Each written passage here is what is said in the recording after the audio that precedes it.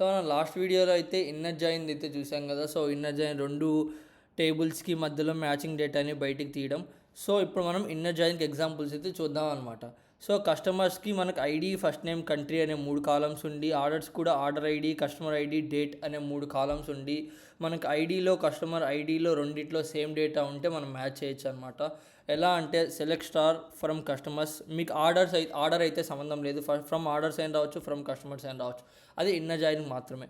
Inner join orders on ID is equals to customer ID. So మీరు దేంతో match చేయాలనుకుంటున్నారు on అని మీరు మెన్షన్ చేసి రాస్తే మీకు అవుట్పుట్ ఏమొస్తుంది, ID, first name, country, order ID, customer ID, date. So ఇలా 2 టేబుల్స్లో ఉండే హోల్ డేటా అయితే మీకు బయటికి ప్రింట్ అవుతుంది అనమాట. సో అది మనకి ఇన్నర్ జాయిన్ ఒక ఎగ్జాంపుల్.